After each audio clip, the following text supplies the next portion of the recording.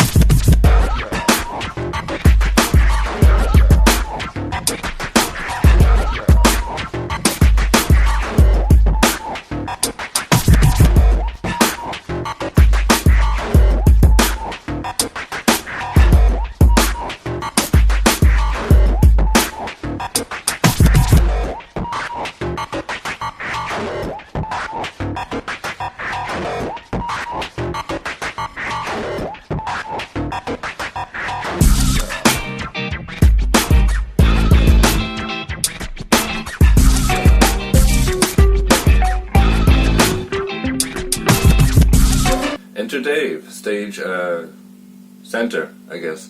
I figured I would actually explain what I do and the process that I go through to actually make the ball.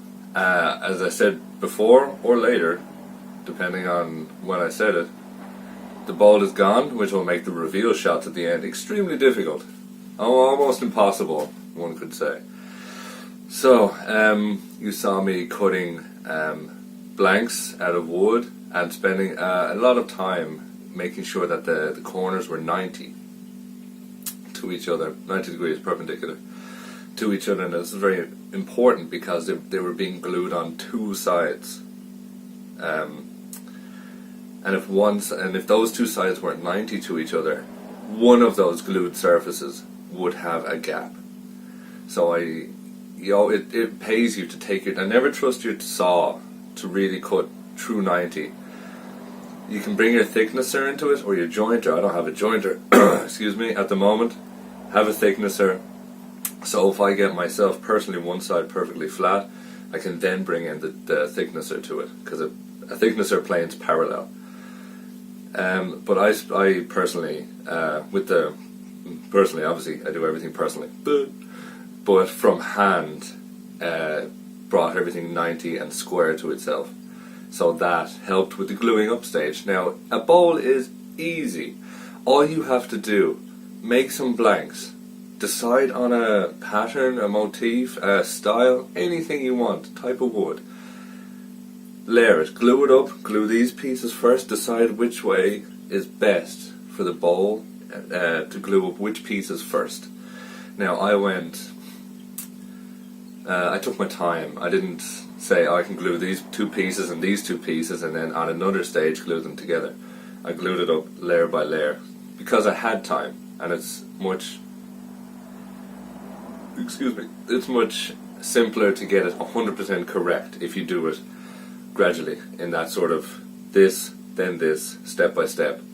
The next thing after that is literally just glue it all together, just like I just said. Glue it all together. The step after that, draw a circle. Now you'll see me hogging away a lot of the material to bring it roughly into a circle with the chop saw.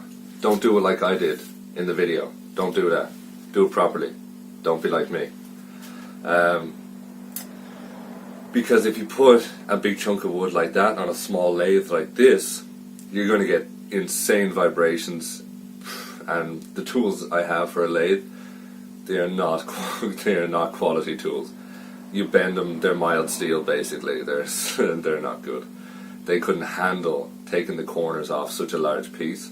So I hogged most of it away with the chop saw, then brought it onto the lathe, which turned out perfectly. Now, that's it. I'm an absolute beginner on the lathe. Just learning, just got this thing. I'm kind of teaching myself, watching videos on YouTube, which is the greatest sharing platform the world has ever known. Yet. Yeah, and that is... And then spend a lot of time on sanding. I'll give you one tip that I have learned as I make more and more nice things, furniture-wise, bowl-wise. The more time you put into sanding is absolutely pays you. It pays you more than any other step that you take. Like, you can make this gigantic 4-foot tall vase on a lathe the size of, I don't know, half of this garage. And it'll be beautiful. But if you don't sand it right, you don't get that lovely shine and nice even sand on it. You got big scratches and gouge marks from your tools. No one's going to appreciate that, even though it's 99% of the way there. If you put in the time at sanding, it will absolutely pay itself back. And it will actually double the price of your piece. If you sand it up so nice, so bring it up, I bring it up to 600, and I spend a long time at 600 just to get that last bit of shine on it, because that's what makes it, right? That brings it up. The last 1% is as difficult as the previous 99%. Obviously 100. That is the tip, that's not the tip. The tip is if you spend 5 minutes sanding it to 120, Sanding it at 240 will take 10. You know, sanding it at then 400 will take 15. It will always take not twice as much time, but it will never take, in my opinion, if you go from 120 to 240 grit, the 240 will never take less time than the 120, ever. If you put in always more, step it up time, you will always get a better product out of it. Because it's a big deal for 240 to take all of the scratches, every gouge of 120 out of it, and a bigger deal for 400 to take out 240. Every scratch of 240 gone using only 400, that's a tall order, and to get that requires time. And the same with 600 and 400. I would never take anything beyond 600. I might try it one day. I might try. I've got some 1200 right there. I might give it a go and just see how far I can go with it. But that's my top tip, and that's pretty much all I can say about making a bowl. It's that simple. And I'll let you get back to the video.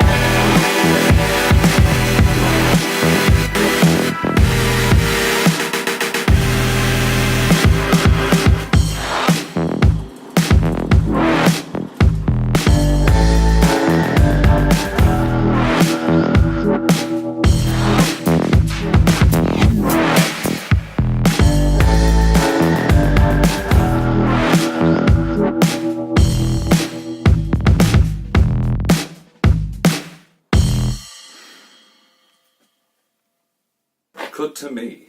Now that was either the lamp or the bowl. I'm filming the intro and outro at the exact same moment because I'm a smart boy and I do smart boy things like that. Now, I actually don't have any tips to share on what I just did because I just did it ages ago and that bowl and lamp be gone. So, if it's the bowl, there was some extreme technical difficulties. I got a new camera, and set it up.